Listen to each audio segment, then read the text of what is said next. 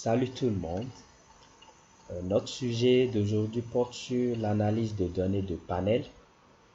Euh, Avant de commencer, je tiens à préciser qu'on aura à faire beaucoup de choses intéressantes ensemble avec les logiciels économétriques et que nos sessions de cours seront plus centrées sur la pratique que la théorie.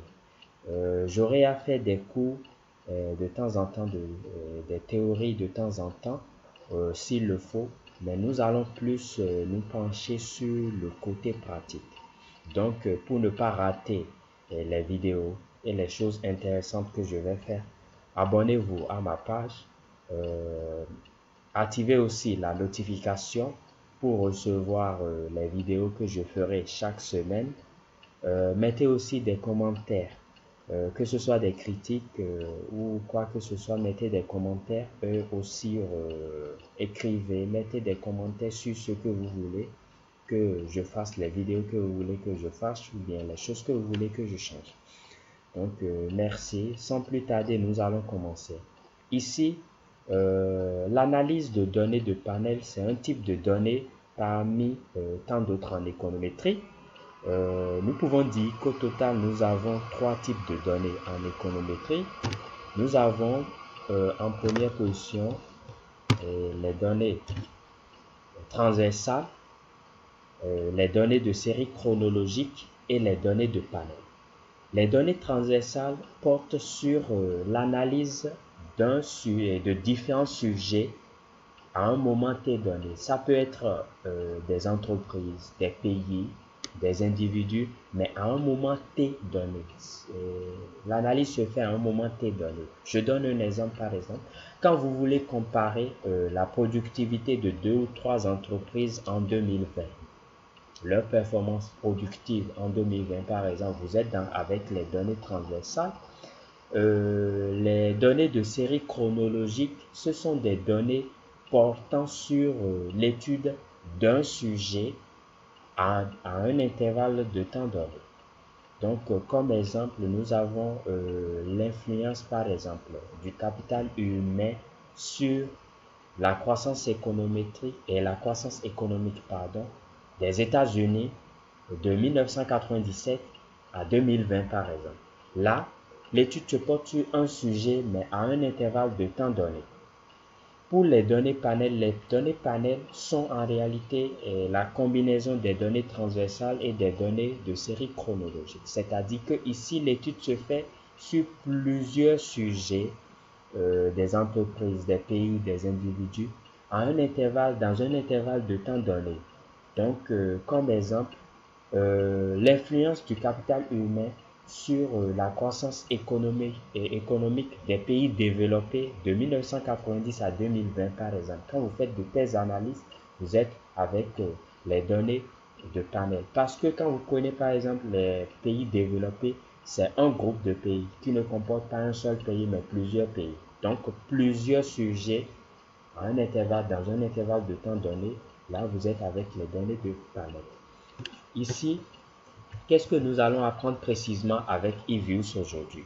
Nous allons apprendre à faire le test de Pooled OLS, le test de Fixed Effect Model, et le Random Effect Model et le Houseman Test.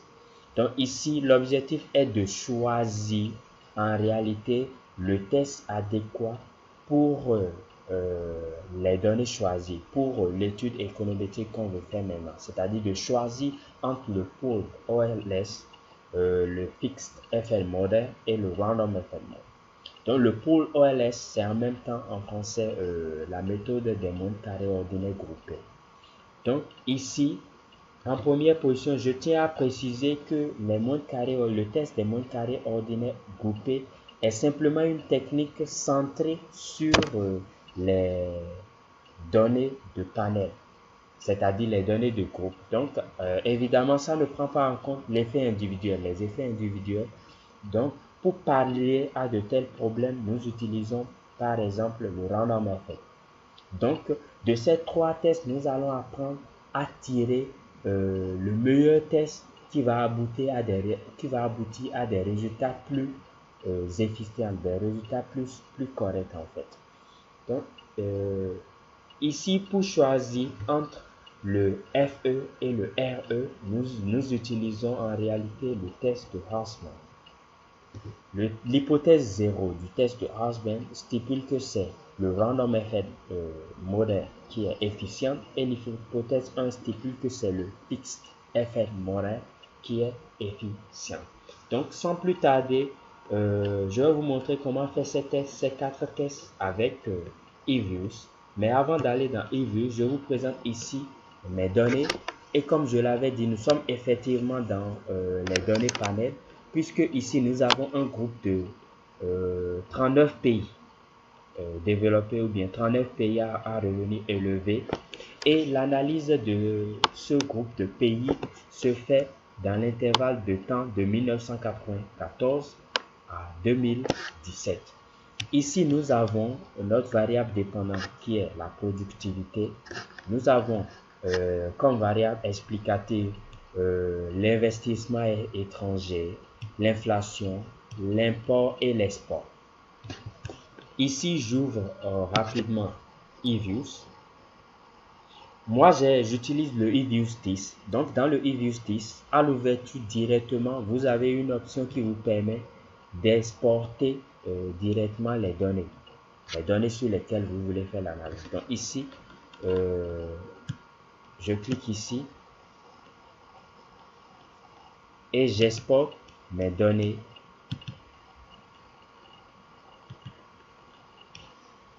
J'exporte mes données. Vous cherchez là où vous avez mis les données sur lesquelles vous voulez faire le travail. Donc ici j'exporte ça, je fais next et je finis l'action. Donc bien évidemment ici vous avez les données. Nous avons nos données ici.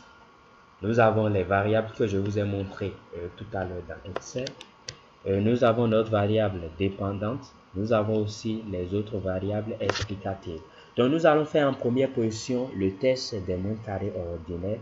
Pour le faire, je vais vous montrer 2 méthodes. La première méthode consiste à aller dans Quick.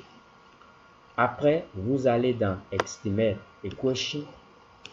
Ici, vous écrivez les variables à la main. Nous avons en première position, vous mettez la variable dépendante qui est ici TFP. Après, vous mettez les variables explicatives. Donc, je mets ici mes variables explicatives. Et je finis l'action par la constante. Ici, vous choisissez le type de test. Ici, on veut faire le test, le OLS. Donc, c'est ça qui est déjà en première position. Je choisis, je mets OK. Et j'ai le test des mondes carrés ordinaires ici.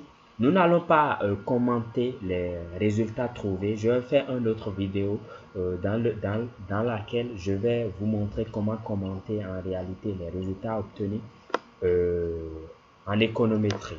Donc ici, nous avons le OLS. Après ça, pour passer au Fixed FL Model, vous allez dans Estimate, dans Panel Option.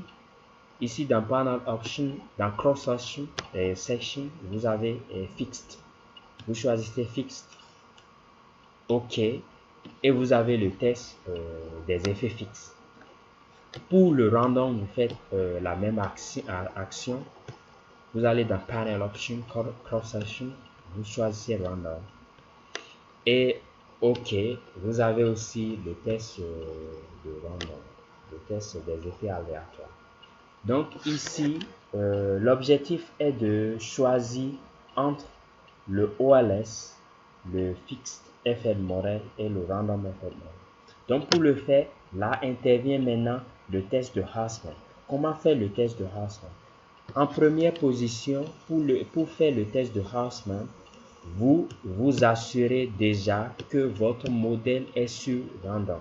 Si le modèle est sur Fixed, vous n'aurez pas de résultat. Donc, vous vous assurez que le modèle est sur Random. Et après s'être assuré que le modèle est sur Random, vous allez dans View. Vous allez dans Fixed Random texting, vous allez dans corollaire random effect et là vous avez le test de Hausman. Ici vous regardez la probabilité est de 0,00 ici. Donc comme je l'avais dit tout à l'heure, si la probabilité est de 0,00, ça veut dire que la valeur obtenue est inférieure à 0,1. Si cette valeur est inférieure à 0,1, ça veut dire que l'hypothèse 0 est rejetée et on accepte l'hypothèse 1, c'est-à-dire ici, les résultats les plus efficients, ce sont les résultats obtenus avec le modèle à effet fixe, c'est-à-dire le Fixed Effect Model. Donc ici, on choisit le FE model. Donc c'est un peu la démarche à faire pour choisir entre le Random Effect Model et le Fixed Effect Model. Donc ici, pour la deuxième méthode, vous sélectionnez en première position la variable dépendante. Après ça, vous sélectionnez les autres variables, c'est-à-dire les variables explicatives. Vous faites clic droit, vous allez dans Open as Equation et là, qu'est-ce qu'on constate? On constate directement que les variables sont déjà écrites et alignées là. Là, vous n'avez pas à taper des variables avec la main, vous avez directement les variables. Vous choisissez juste la méthode qui est le ls ici, en première position. OK, vous avez le texte de OLS. Pour le Fixed et le Random Effect Model, vous faites la même chose dans Panel Option, Cross Section, vous choisissez Fixed en première position, sombre et après Random. OK. Et pour aussi le test de Hausman, vous faites la même chose. Donc, c'est un peu ce que je veux vous montrer dans notre vidéo d'aujourd'hui. La prochaine vidéo sera centrée sur comment corriger le problème d'endogénité. Parce que ce soit avec le Fixed Effect Model ou bien le Random Effect Model, souvent nous sommes confrontés à des problèmes d'endogénité. C'est-à-dire que il y a souvent une corrélation entre la variable dépendante et l'une des variables explicatives. Et pour pallier à de tels problèmes, il y a des tests alternatifs qu'on fait. Donc en réalité, dans notre prochaine vidéo, je vais vous montrer comment faire ces tests alternatifs et aussi comment détecter un problème d'endogénité. Donc merci pour l'attention et à la prochaine. Surtout, n'oubliez pas de vous abonner. N'oubliez pas d'activer la notification pour les prochaines vidéos parce qu'on aura à faire du ouf ensemble. Donc, suivez les vidéos à sortir. Et puis bon, prenez bien soin de vous.